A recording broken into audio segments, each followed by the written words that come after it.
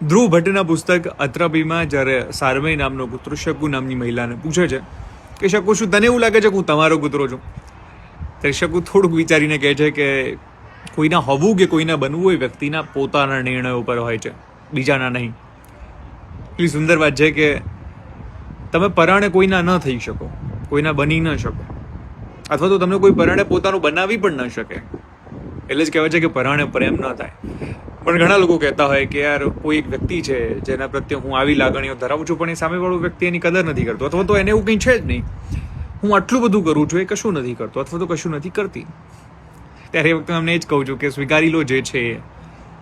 તમારા મનમાં અઢળક અપાર લાગણીઓ હોઈ શકે છે, પણ સામેવાળાના મનમાં નથી તો તમે પરાણે નથી લાવી શકવાના. અચ્છા, લાવવા ઈચ્છો તો એક નોર્મલી કદાચ એનામાં ઉદ્ભવે તો અલગ વસ્તુ છે, અધરવાઇઝ કાં તો તમે માંગીને પ્રેમ કે લાગણીઓ પામી શકશો, અથવા તો સામેવાળા વ્યક્તિને ડરાવીને. પણ એ બંને કેસમાં એ વ્યક્તિ તમારું પોતાના મનથી તો નહીં જ બને.